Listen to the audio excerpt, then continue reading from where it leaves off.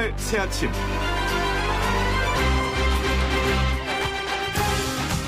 출발 새아침 가족 여러분 안녕하십니까? 오늘은 즐거운 화요일입니다. 출발 새아침에서는요, 오늘 여러분을 위해 다양한 시사 뉴스를 준비했습니다. 일부에서는 얼마 전에 입주민으로부터 정신적, 육체적 학대를 당하고 견디다 못해 극단적 선택을 했던 아파트 경비원 최희석 씨의 음성 유서를 단독 입수하여 보도해드렸던 나인 기자 연결해서 자세한 상황 알아보겠습니다. 그리고 2부에서는요, 정치구단 박스트라다무스와의 인터뷰 준비되어 있고요. 3부에서는 출발 새아침의 사랑 한 분만 판다 코너가 마련되어 있는데요. 정의기억연대 이사장을 지냈던 윤미향 당선인의 풀리지 않은 해명을 집중적으로 파헤쳐보겠습니다. 마지막 4부에서는 맥주가 바닥나자 대신 에탄올을 마시고 138명이 사망했다는 멕시코 소식을 탁재형 PD와 함께 알아보도록 하겠습니다. 따뜻하고 상식적인 보통 사람들이 즐겨야 되는 YTN 라디오 노영의 출발 새아침. 오늘도 여러분을 위해 힘차게 시작하겠습니다.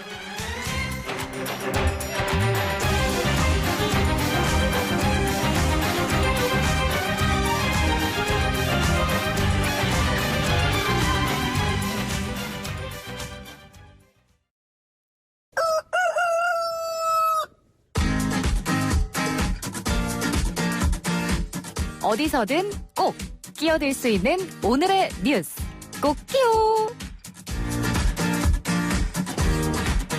꼭 끼요. 매일 어디서든 꼭 끼어들 수 있는 오늘의 뉴스를 골라서 정리해주는 시간. 오창석 시사평론가와 함께하겠습니다. 안녕하세요. 네, 안녕하세요. 오창석입니다. 네, 우리 꽃기의 평론가 잘 주무셨는지 모르겠는데 잘 자고 들어왔습니다. 네, 어제 5.18 광주 민주화 운동 40주년 기념식이 있었습니다. 네, 맞습니다. 어제 5.18 광주 민주화 운동 40주년이었습니다. 여야 정치권은 각각 광주에 총 집결했는데요. 이 장소에서 더불어민주당은 5.18 역사 왜곡을 처벌하는 특별법 제정을 약속했고, 미래통합당은 그동안 당에서 불거졌었던 망언들에 대해서 거듭 사과하는 시간들을 가졌습니다. 일단 먼저 민주당 같은 경우는 21대 총선 당선인들이 광주에 총 집결했는데요.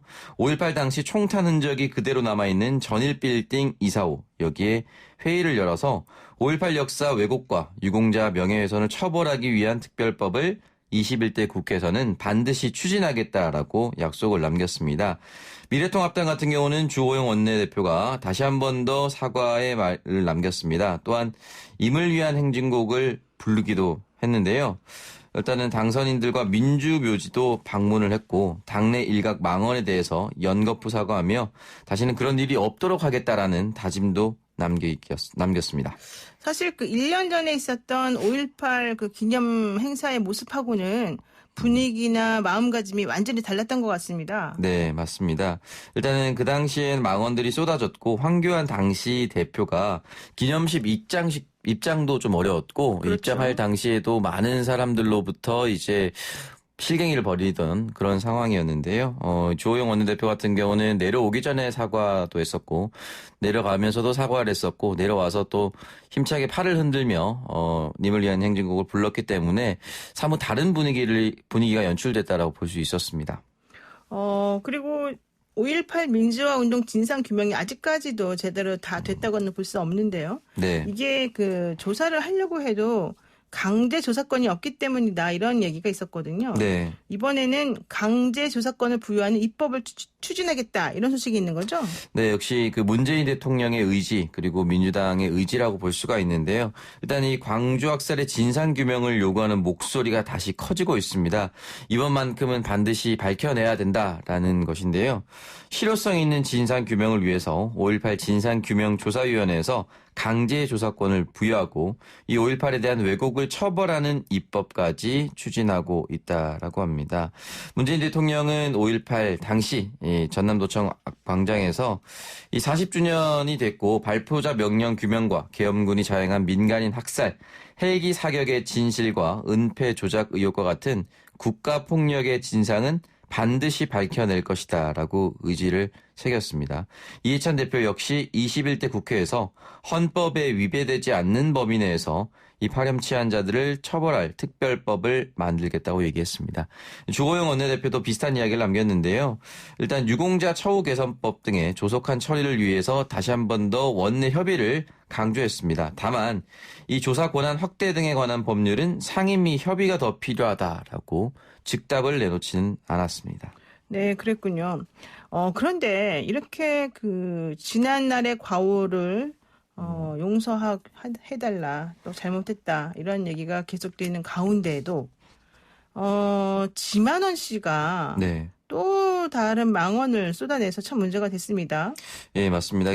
지만원 씨가 국립현충원을 찾아서 5.18은 북한 간첩이 일으킨 폭동이다라는 망언을 퍼부었고요. 또한 지난해 5.18 망언으로 무리를 빚은 국회의원들도 처벌 없이 그냥 임기가 종료될 예정입니다.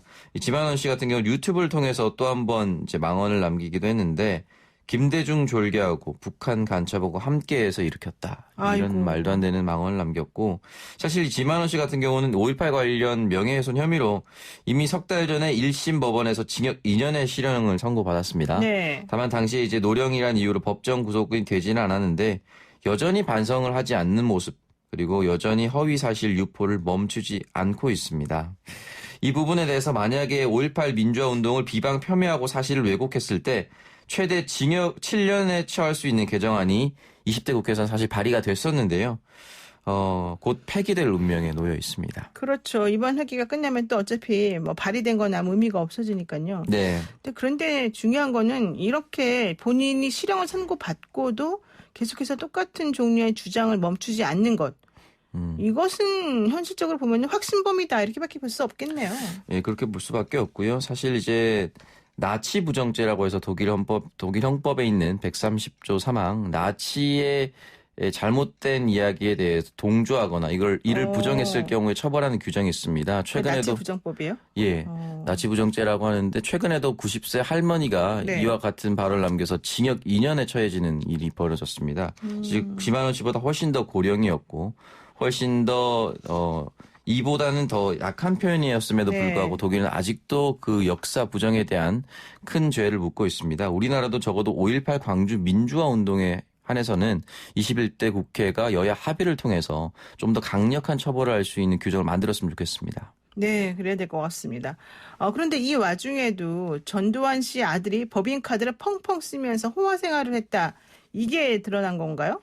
네, 맞습니다. 이제 97년 대법원이 전두환 씨에게 광주의 책임을 묻고 무기징역과 함께 추징금 2,205억을 부과했습니다.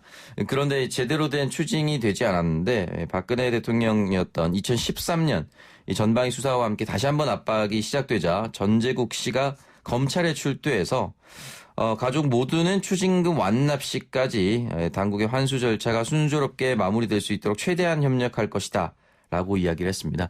또한 본인이 소유하고 있었던 부동산 그리고 북플러스라고 하는 도서출판업체의 지분을 함께 내놓겠다라고 이야기를 남겼는데요.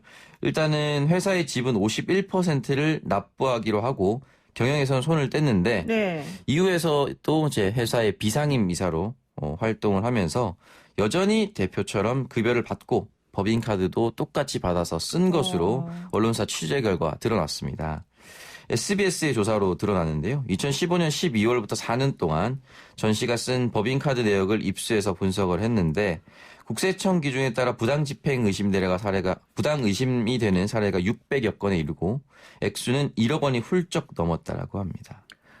이 사용 내역을 보면은 온라인 쇼핑몰 결제 등 온라인 결제가 4,180만 원, 주점 등에서 쓴 돈이 2,300만 원 정도, 그리고 음반 구매와 골프장 이용 등의 1,400만 원 정도를 쓴 것으로 확인됐습니다.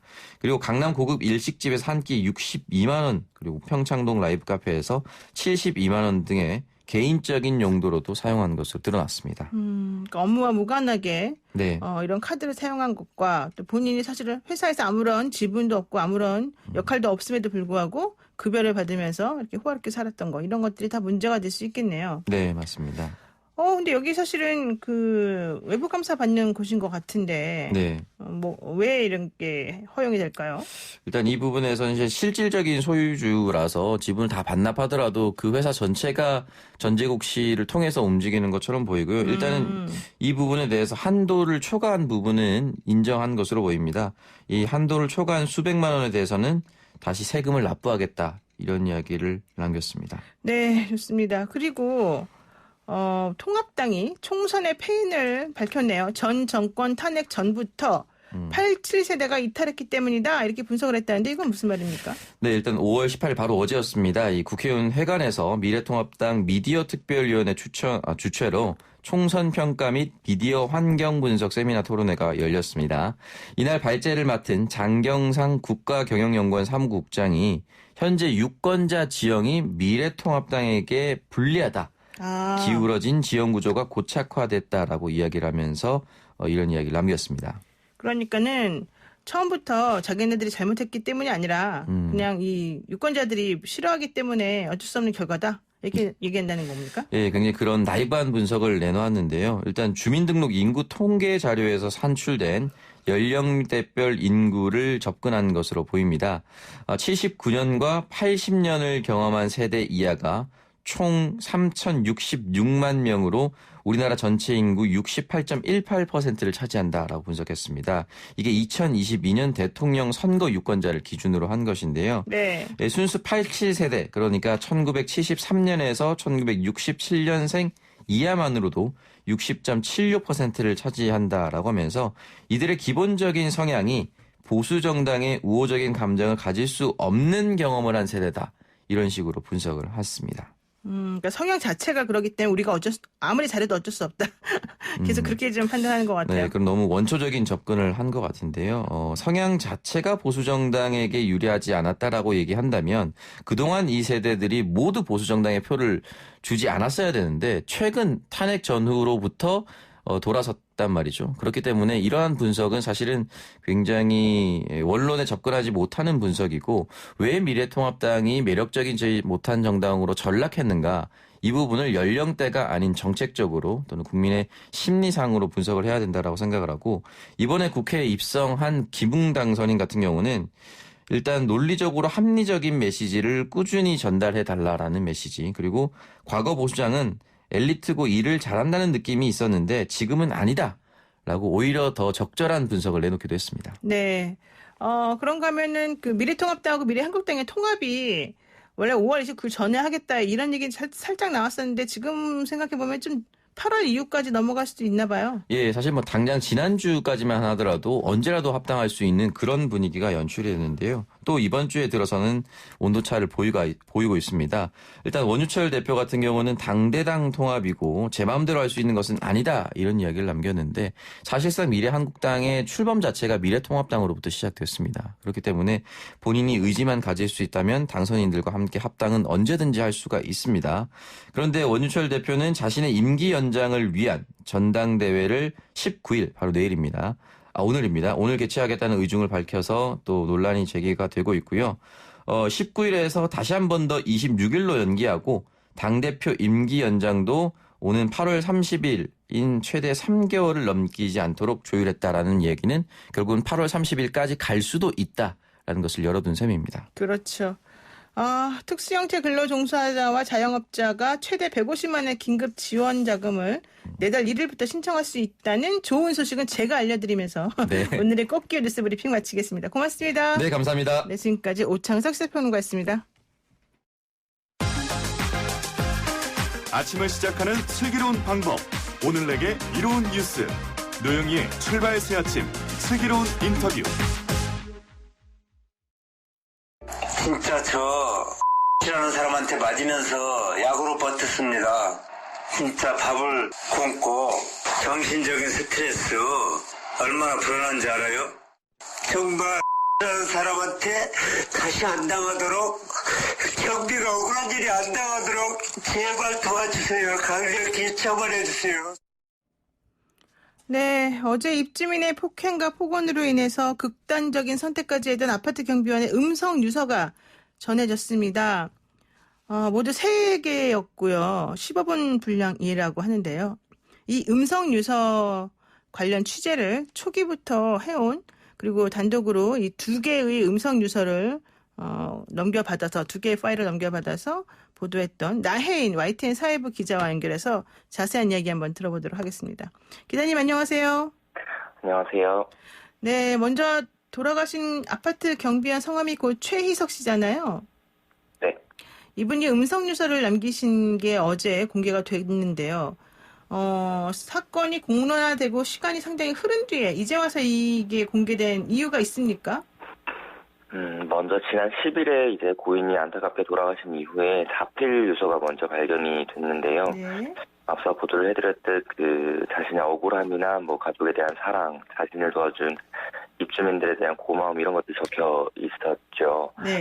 근데 음성 유서는 지난 금요일까지 이제 유가족들도 모르고 있었다고 합니다. 아마 그 어제 보도가 나가고 눈물 흘리신 분들 많았을 텐데 사건 이후에 수사에 나선 경찰이 고인의 휴대전화를 분석하면서 이 음성 유서를 발견했다고 합니다. 한 5분가량씩 녹음 파일 3개가 이제 핸드폰 안에 있었고요. 이 가운데 수사하는데 보안 유지가 필요한 1개를 제외하고 지난 금요일에 2개를 그 유가족들에게 공개를 한 거고 저희는 이틀이 지나서 그제 일요일 날 전해받게 됐습니다. 그러니까는 처음에는 자필 메모, 자필 유서만 있는 줄 알았는데 핸드폰을 나중에 경찰이 확인을 해보니까 그 안에 음성 유서가 3개가 들어있었다는 거네요.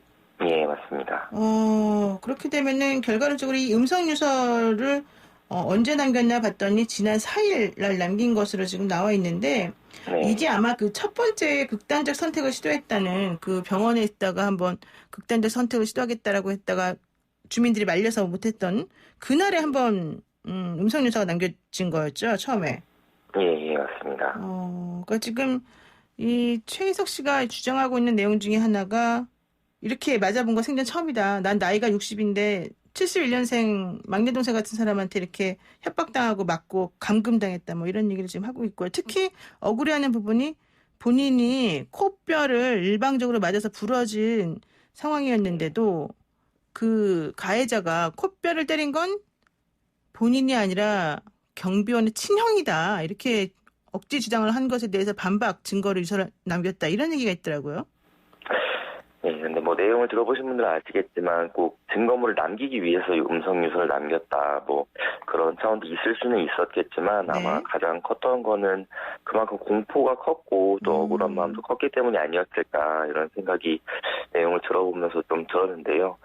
물론 음성 유서에 자신이 그동안 다녔던 뭐 상세한 피해 정황이나 뭐 상습 폭행, 협박, 괴롭힘, 갑질 이런 내용이 들어있지만 말씀하신 대로 남긴 시기를 보면 고인이 일하던 우이동 아파트에서 처음으로 극단적 선택을 시도하기 직전이었거든요. 네. 그래서 극한의 상황에서 어떤 극도의 공포심이나 두려움 등이 목소리에서도 느껴지는 게 사실이고요. 뭐 내용을 보면 가해자 얼굴만 봐도 무섭다. 또 가해자가 고문을 즐기는 것 같다. 이런 내용도 들어있고 그런 공포심과 더불어 협박도 당하지 않습니까? 그래서 네. 수술비를 2천만 원 준비해라 또 맞고소를 하겠다 이런 협박에 대한 억울함, 결백 이런 것들을 이제 고인이 흐느끼면서 15분 동안 얘기를 했다는 거거든요. 네. 그래서 감당하기 어려운 그런 폭력적인 상황에 처해 있는 상황에서 자신이 아무 힘도 없고 아무것도 할 수가 없는 이런 무력감 같은 게 컸던 것으로 보이고요. 어떻게 보면 마지막 그런 절규하는 느낌으로 남기게 되지 않았을까 이런 생각도 듭니다. 그러니까 맞은 것도 억울한데 이 가해자가 CCTV가 없는 것을 골라서 그 사람에게 어떤 폭행을 저질렀기 때문에 증거가 없으니까 나는 저 사람한테 맞았는데 내가 맞았다고 말을 해도 가해자가 나 아니야 증거 내놔 이러면 할 수 있는 말이 없어서 그게 또 더 억울하고 속상하고 분통 터졌다 이런 얘기인 것 같고 또 하나는 이분이 따님이 둘이었는데 이혼하고 혼자 키운 따님 둘 중에 이제 한 번이 남았단 말이에요. 결혼 안 한 따님이. 그래서 그 따님을 결혼시키기 위해서 끝까지 경비직에서 나가면 안 되는데 이 가해자가 나가라고 하면서 자꾸 협박을 하니까 이 공포를 못 이겼다 뭐 이런 얘기가 있더라고요. 예, 실제로 그 가해자가 계속 폭행을 하면서 계속 네. 사직을 강요하고 이런 상황에서 고인이 되레 자신이 사과를 합니다. 미안합니다. 제가 딸과 같이 사는데 이제 딸과 같이 먹고 살아야 하기 때문에 그만둘 수가 없다. 이렇게 오히려 말도 안 되는 갑질을 한 이런 가해자에게 본인이 읍소를 하게 되는 이런 상황을, 이런 내용이 또 드러나기도 했습니다. 아유, 이 음성 유서를 유족들로부터 넘겨받으신 거잖아요. 나 기자님 같은 경우는. 네. 유족들은 뭐라고 그러시던가요? 유족들도 이거를 경찰 조사 과정에서 이제 듣게 된 겁니다. 네. 이제 고인의 친형 같은 경우는 경찰 조사를 받는 과정에서 사실 저희가 취재를 하면서 친형이 굉장히 좀 담담하게 어떻게 보면 가누기 힘든 슬픈 상황인데도 담담하게 굉장히 모든 것들을 이렇게 장례나 이런 것들도 치러왔었던 모습을 보여줬었는데 네. 이 음성 유서를 듣고는 이 친형분도 정말 많이 부셨다고 하더라고요. 그래서 저희도 지켜보는 과정에서 굉장히 마음이 아팠습니다.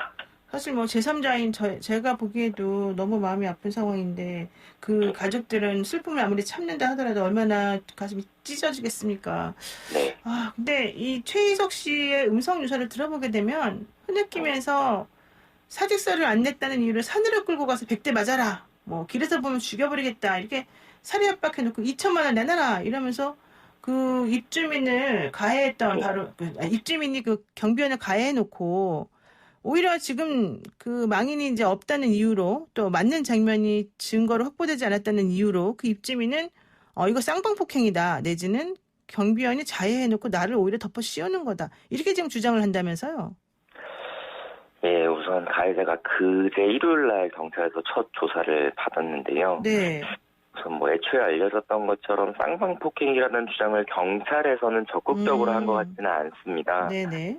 그리고 처음부터 쌍방폭행을 주장하면서도 고인이 이제 자신의 폭행을 그러니까 때렸다는 진술은 네. 한 번도 한 적이 없는 것으로 지금까지 파악이 됐는데요.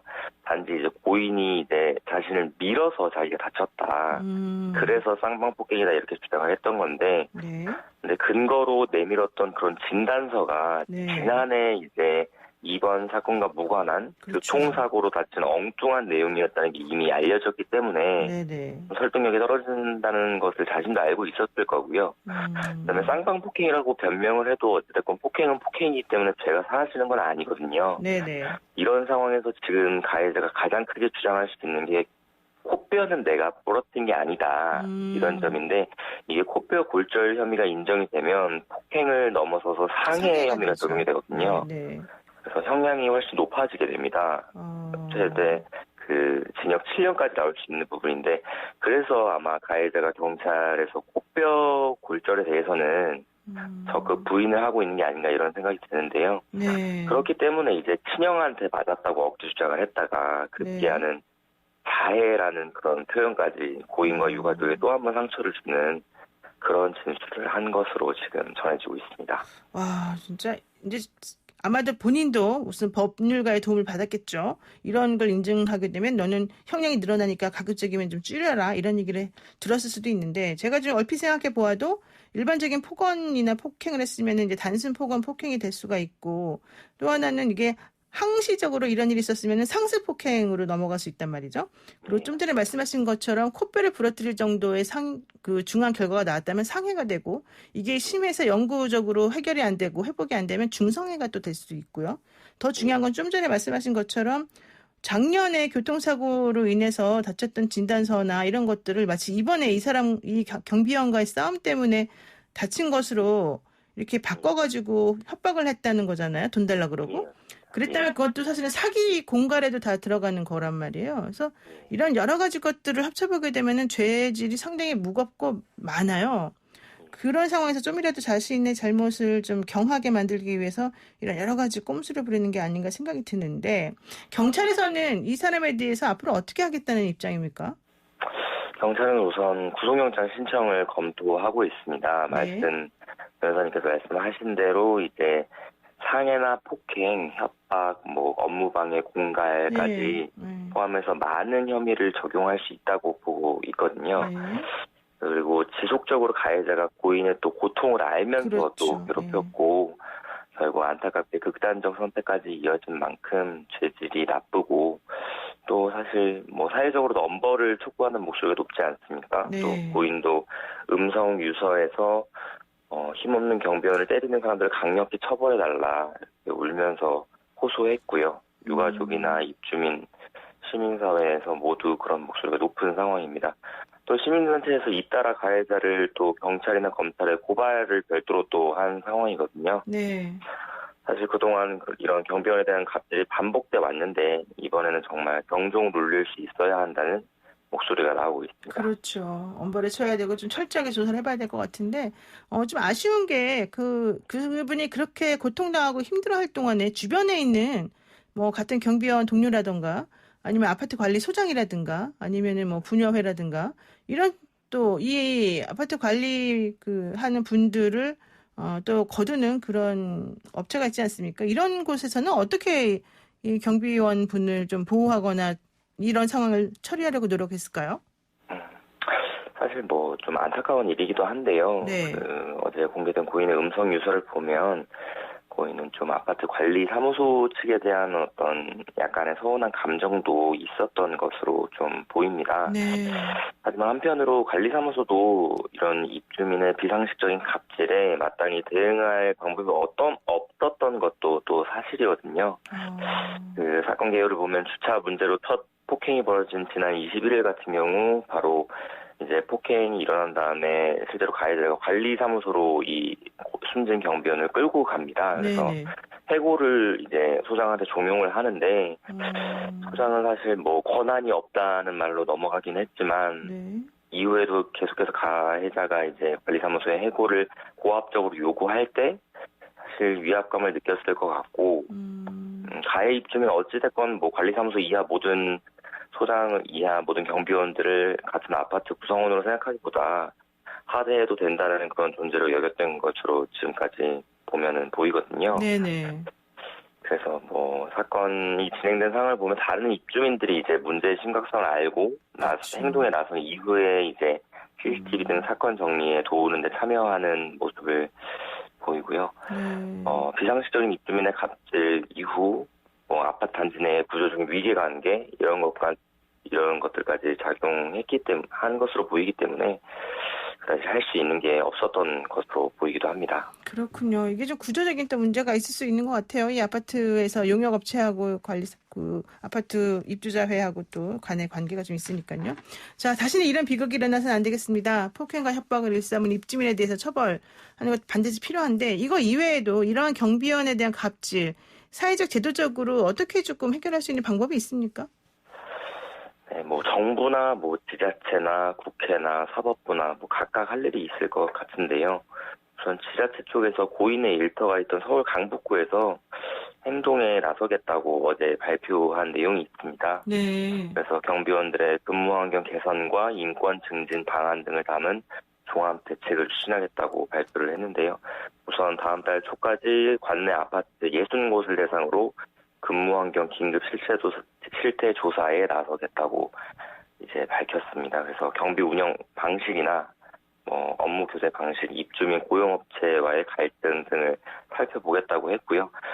사실 뭐 현행법에도 공동주택관리법에 규정된 내용을 보면 입주자나 뭐 입주자 대표의 관리주택 등은 경비원 등 근로자의 처우 개선과 인권 존중을 위해서 노력하게 되어 있습니다. 네. 뭐 업무 이외에 부당한 지시를 하거나 명령을 할 수도 없게 돼 있고요. 다만 이제 처벌 규정이 없다는 건데 이런 걸 어겼을 때 이런 건 입법이 또 필요하겠고요. 또 직장 내 괴롭힘 금지법이 지난해부터 시행이 됐는데 네. 여기에 이제 아파트 입주민은 사실 사용자로 돼 있죠. 구분되지가 않습니다. 근데 보면은 사실 내가 낸 관리비에서 경비원 월급이 나오니까 네. 입주민들은 내가 고용한 것처럼 생각하는 경우가 많은데요. 경비원은 대부분 고용구조 보면 간접 고용 그렇죠. 형태입니다. 네. 그렇기 때문에 사각지대가 좀 있는 사안이고요. 그런 점에서 이 법도 뒷받침돼야 하고 정부는 또 근로감독에 나설 수 있을 것이고 사법부는 또 엄한 판결, 갑질에 대해 솜방망이 처벌 말고 계속 엄정하게 처벌해서 네, 이런 네. 점을 뿌리뽑을 수 있어야 할 거고요. 네. 무엇보다 입주민들 스스로 경비원이 공동체 구성원이라는 인식 전환도 필요할 것으로 보입니다. 네, 그렇습니다. 오늘 말씀 여기까지 듣겠습니다. 고맙습니다. 네, 감사합니다. 네, 지금까지 나혜인 YTN 사회부 기자였습니다. 노영의 출발 새 아침 1부 순서 여기서 마치고요. 잠시 후 2부로 돌아가겠습니다.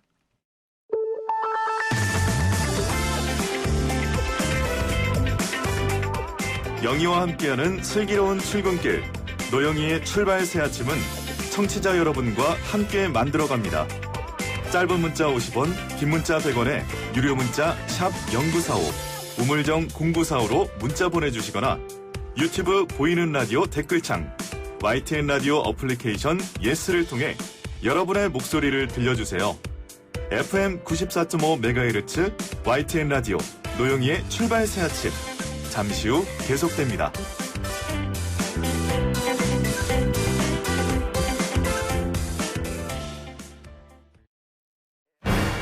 진짜 정치에 대해 다 알려준다. 박스트라다무스의 진정. 네, 폭포처럼 쏟아지는 소식들 속에서 깊이 있는 분석을 해주시는 바로 그분입니다. 이미 모든 것을 알고 계신 그분, 박스트라다무스, 박지원 민생당 의원 연결돼 있습니다. 의원님 안녕하세요. 네, 안녕하세요. 박지원입니다. 네, 어제 그 5.18 광주 민주화운동 40주년 되는 날이었는데 어제 광주 가셨습니까? 안 갔습니다. 네. 어쩐 일로 안 가셨어요? 원래 가시잖아요. 뭐 숫자 제한도 있고. 그러면은 어제 있었던 그 보도를 통해서 이제 많이 들으셨을 텐데요. 문재인 대통령께서 5.18 민주화운동 기념식에서 헌법 전문에 5.18 민주화운동 계승을 담은 개헌안이 발의되길 희망한다 이렇게 얘기를 하셨습니다. 그리고 네. 우리가 계승해야 될 5.18 정신에 대해서 생각해보게 이제 하셨는데 의원님 보시기에 우리가 생각해야 될 5월 정신, 5.18 계승 정신 이건 뭡니까? 시민들이 질서 있는 민주화를 요구했고 또 신군부는 이러한 시민들에 향해서 무차별 발포 및 헬기 사격 등을 함으로써 그러나 저항 속에서도 질서를 지킨 그런 훌륭한 민중 봉기라고 생각합니다. 네, 그 저항이 그러니까 시민 정신이라고 하는 게 결과적으로는 불의에 맞서서 싸우는 그런 저항 정신으로 나타난다. 네, 되군요. 그 사실 작년 말에 의원님께서 5.18 사진첩을 공개하셨잖아요. 그러면서 사진첩, 적극적인 진상 네. 규명 활동을 하실 수 있도록 좀 할 수 있도록 많은 기여를 하셨는데 그럼에도 불구하고 아직도 최초 발포 명령자가 누군지가 확실하게 드러나지 않았고 내가 했다 이렇게 말하는 사람도 없습니다. 5.18 진상 규명을 위해서 필요한 과제들은 뭐가 있습니까? 앞으로도? 우리 국민 모두가 아는 발포 명령자를 아직도 나타나지 않고 밝혀지지 않는 것은 그만큼 5.18 영령들에게 우리가 죄를 짓고 있는 건데요. 사실 이제 진상조사위원회가 구성됐지 않습니까? 네. 그 진상조사위원회를 통해서 모든 것이 밝혀져야 되겠지만은 그렇게 하기 위해서는 진상조사위원회에 강제 수사권을 부여해야 됩니다. 네. 지금 진상조사위원회에서 소환을 하더라도 본인이 거부하면은 강제 소환권이 없거든요. 네. 그래서 이러한 강제 수사, 구인장 발부 같은 권한을 부여하는 그러한 진상조사위원회 법 개정과 함께 지금도 폄훼하는 그러한 인사들에 대한 처벌법 이러한 몇 가지 법안이 21대 국회에서 통과되어야만이 진상규명이 된다. 저는 그렇게 봅니다. 그러니까 진상조사위원회가 활동을 하고 있긴 하지만 실효성 있게 뭔가 조사를 할 수 있을 만한 힘이 없기 때문에 지지부진한 거군요. 네, 그렇습니다. 그러면은 이제 이런 것들을 풀기 위해서 좀 전에 말씀하신 게 실질적으로 강제 조사를 할 수 있는 그런 권한을 부여해줘야 된다. 네, 이렇게 얘기를 하고 계시는데 그럼에도 불구하고 또 이 실질적인 그 당시의 사건을 잘 알고 있는 사람들이 서로 조금 부인한다 그럴까요? 거짓말한다 그럴까요? 이런 것들이 상당히 결속력 있게 계속 이어지고 있는 이런 문제도 있는 거 아닙니까? 그렇기 때문에 어제 문재인 대통령께서 강조하신 용서하고 진실을 밝히면은 처벌을 하지 않는다. 네. 용서받을 수 있다. 이러한 말씀도 상당히 진상조사위원회에서 진실을 밝히는데 큰 촉매제 역할을 할 것이라고 봅니다. 네. 근데 전두환 씨 측에서는 뭐 그 비서도 얘기했습니다만 비서실장인가? 뭐 사과할 게 있어야지 사과를 하지 않겠냐. 우리는 잘못한 게 없다. 계속 이렇게 나온단 말이죠. 이거는 뭐 방법이 없는 겁니까? 그러면 끝까지? 전두환 측에서 그렇게 얘기하는 것은 낭발이죠. 그렇지만 진상조사위원회나 지금 현재 사법부에서 재판이 진행 중에 있기 때문에 네. 저는 이러한 사실은 명명백백하게 밝혀질 것이다. 또 져야 한다. 이렇게 생각합니다. 어제 이제 얘기한 것 중에 하나가 어제와 그제 얘기한 것 중에 하나가 미군의 당시에 이쪽 신군부에서 요구한 그런 요청 사항들이 적힌 기밀 문서들에 대한 공개가 사실 있었지 않습니까?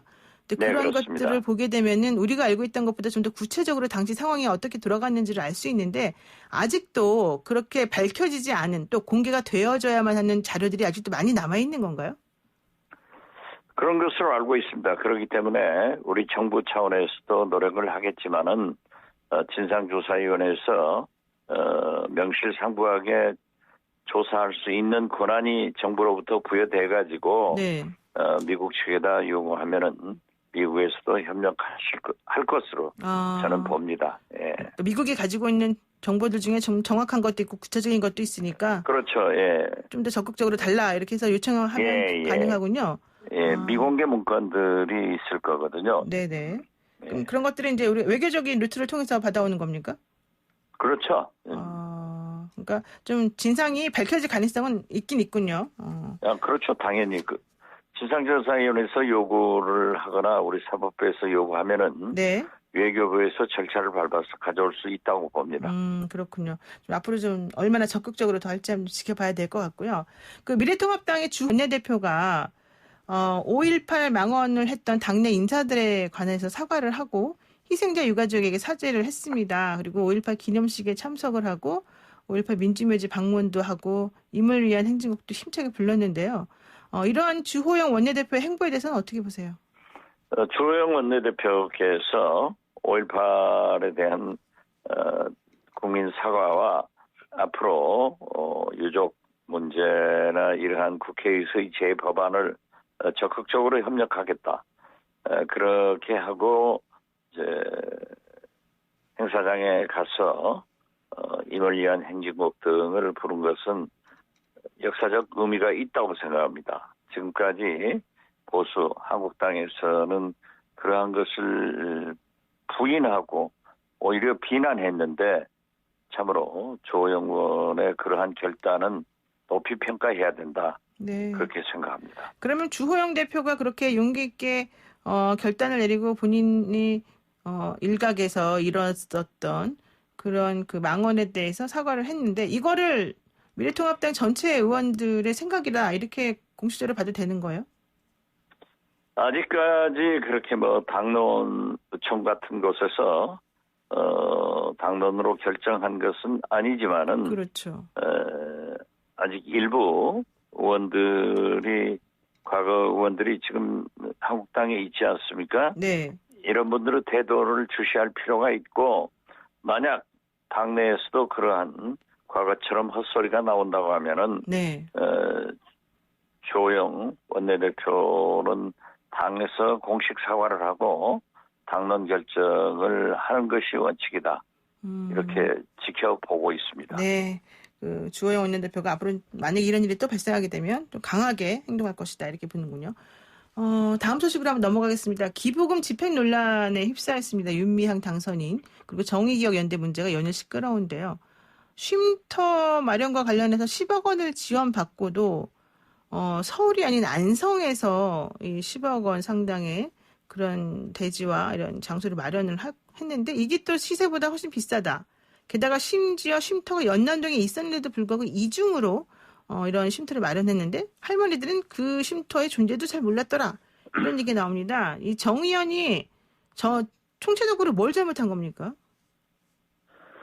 글쎄요. 윤미향 당선인이나 정 의원이 지난 30년간 위안부들의 역사적 사실을 밝혀내서 전 세계에 호소를 하고 또 문제를 제기한 것은 높이 평가를 해야 됩니다. 네. 그렇지만은 위안부 할머니께서 문제를 제기했고 이것이 기금 문제나 여러 가지 문제가 파생되고 있는데 네. 그러한 디테일보다는 저는 윤미향 의원이 과연 지금처럼 그렇게 자꾸 틀린 네. 해명을 할 필요성이 있는가. 어차피 행안부에서나 국세청에서 자료를 요구했고 다시 공개를 하라고 했고 네. 검찰에서 수사를 한다고 하면은 사실대로 밝힐 필요가 있다. 저는 그렇게 봅니다. 그렇군요. 초창기 때 이런 얘기가 나왔습니다. 여권의 뭐 인사도 얘기했습니다마는 이걸 친일 프레임으로 조금 봐야 되는 거 아니냐, 정치적으로 해석하는 것이 맞겠다, 이런 뉘앙스를 풍기기도 했고요. 김두관 의원 같은 경우에 또 그리고 윤미향 당선인 같은 경우에도 보수 언론과 일부 야당이 정치적 모략한 거다, 이렇게 사실은 정치적 프레임을 씌웠단 말이죠. 이거는 지금 와서 보면은 맞는 말입니까? 지금 현재 오늘 아침까지 나타난 의혹 보도에 대해서는 그 수준을 넘은 것 같습니다. 역시 이낙연 전 총리께서 어제 광주에서 기자들이 질문하니까 네. 당과 깊이 있게 상의하고 있고 엄중하게 보고 있다. 신중하게 보고 있다. 네네. 이렇게 말씀한 것은 이미 방향이 잡혔다. 저는 그렇게 보고 민주당 의원들도 처음에는 그 30년의 노력과 봉사에 대해서 높이 평가를 하고 같은 동료 의원으로서 옹호도 있었지만은 지금은 분위기가 바뀌었다. 네. 저는 그렇게 보고 있고 윤미향 당선인도 자꾸 언론에 나와서 이 말 저 말 변명하는 것이 오히려 의혹을 키우고 있기 때문에 좀 신중할 필요가 있다. 저는 그렇게 봅니다. 네, 그렇군요. 지금 이제 정치적 프레임으로 이거를 해석할 부분은 아닌 것 같다, 이런 얘기시네요. 자, 그렇죠. 네. 이영수 할머니 자체가 친일이 아니지 않습니까? 네, 그렇죠. 문제의 발단은 이영수 할머니가 제기를 한 거기 때문에 네. 사실을 투명하게 밝히는 것밖에 없는데 지금 윤미향 예. 당선자가 자꾸 말이 달라지지 않아요. 네네. 그러니까 의혹은 더 증폭된단 말이에요. 네. 그래서 저는 윤미향 의원도 윤미향 당선인도 자꾸 언론을 접촉해서 그러한 변명과 해명을 할 것이 아니라 네. 저는 검찰 수사를 대비해야 된다. 네. 이렇게 보고 다행스러운 것은 민주당 내부에서도 이러한 옹호성 발언이 없어진 것은 다행이고 저는 오늘 내일새 네. 어떤 민주당에서의 결단이 이루어지리라고 봅니다. 그럼 윤 당선인도 스스로 사퇴한 게 맞습니까? 본인이 사퇴하지 않겠다고 했지 않습니까? 그러면은 당에서 그리고 본인이 지금 현재 해명하고 주장하는 것과 사실이 다릅다고 하면은 이제 그러한 검찰이나 이러한 곳에서 사실을 밝혀지는 것을 좀 주시할 필요가 있다. 네. 저는 그렇게 봅니다. 알겠습니다. 오늘 말씀 여기까지 듣겠습니다. 고맙습니다. 네, 감사합니다. 네, 지금까지 모든 것을 알고 계시는 박스트라다무스 박지원 민생당 의원이었습니다. YTN 라디오 노영의 출발 새 아침 8시 정각에 돌아오겠습니다.